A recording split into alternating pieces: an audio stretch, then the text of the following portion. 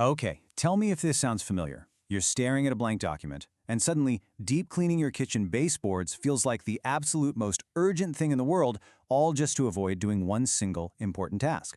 Well, in this explainer, we are diving deep into cognitive reframing for task avoidance. We're going to break down the exact neuroscience of why you put things off, and more importantly, how to fix it using a seriously powerful psychological trick.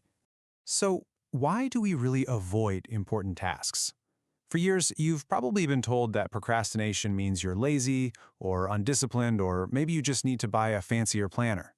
But here is a hard truth from modern neuroscience. Your inability to start a big project actually has absolutely nothing to do with time management. The core of the issue is this: procrastination is literally an emotional regulation problem. When you avoid a task, your brain is actually trying to protect you from a perceived emotional threat, things like the fear of failure or even just overwhelming boredom. So you aren't lazy at all. Your brain is just misinterpreting a work assignment as a literal physical danger. Crazy, right? Let's move to Section 1, your brain on procrastination. To actually defeat procrastination, you've got to understand the two major players fighting for control inside your head. On one side, we have the prefrontal cortex. That's the logical, adult, planning part of your brain. But on the other side is the limbic system, and that part is driven entirely by immediate pleasure-seeking and pain avoidance. When you face a high-stakes, ambiguous task, your limbic system's threat detector, the amygdala, views it as a physical threat. It smashes the panic button, triggers anxiety, and completely overwhelms your logical brain. It literally thinks an Excel spreadsheet is a hungry bear. And this triggers a vicious procrastination loop. Step 1, your amygdala detects the task as a threat. Step 2, it triggers intense anxiety.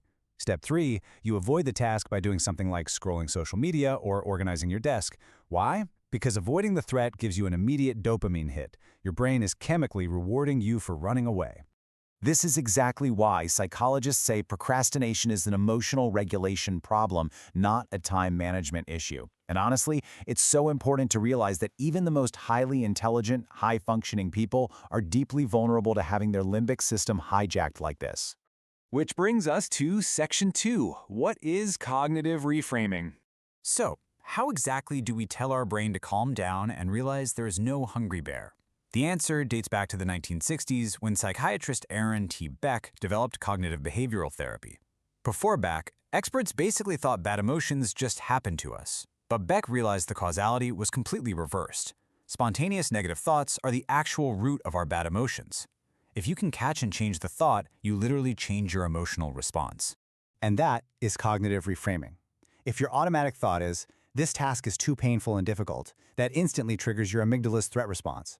But by consciously choosing a positive or even just a neutral frame like, this is an opportunity to learn and develop a skill, you dramatically lower the perceived stakes. You start speaking a language your brain actually understands. Let's dive into Section 3, reframing the threat, and see how to do this step by step. Let's imagine a little stickman character who is completely stressed out about a task. But instead of running away, he pulls out a notebook. This is key, because the physical act of writing is absolutely vital to bypassing the amygdala. Our stickman is going to execute 3 steps: recognize his negative thoughts, evaluate their validity, and create a positive reappraisal. Let's say our stickman has a massive presentation coming up, and he's avoiding the prep work. He sits down and writes out those spontaneous negative fears. I will speak too quickly. People won't understand me. My boss will think I'm bad at my job. By getting these fears out of his head and physically onto paper, he isolates the exact emotional threats that are making this task so terrifying. Then comes step 2, evaluating their validity.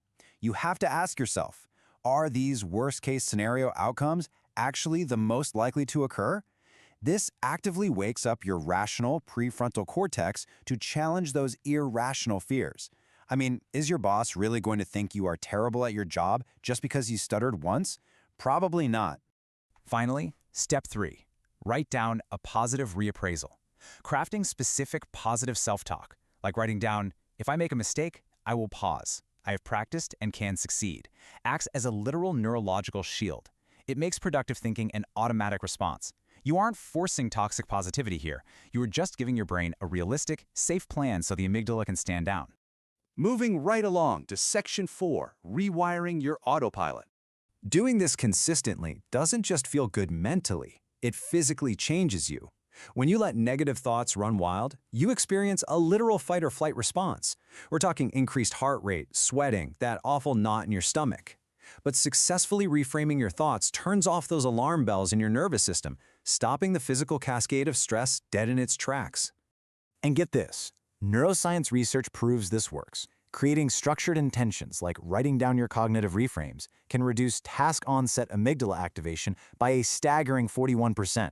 That is absolutely massive. You are cutting your brain's fear response nearly in half just by changing the narrative before you even begin.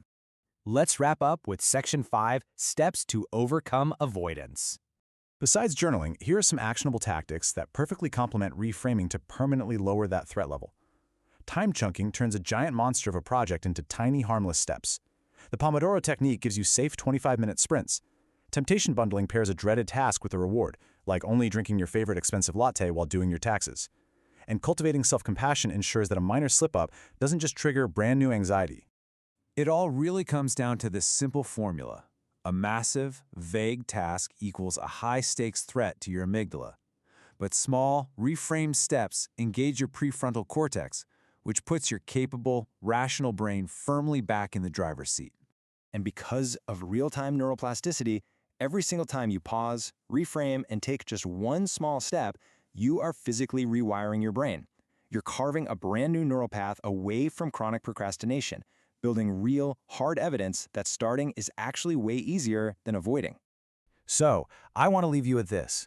Look at the very next task you know you're avoiding right now. What threat is your amygdala really afraid of? Is it failure, judgment, maybe just boredom? Figure it out. Grab a notebook, write that fear down, and reframe it. Take back control of your autopilot. Thanks so much for joining me on this explainer, and I'll catch you in the next one.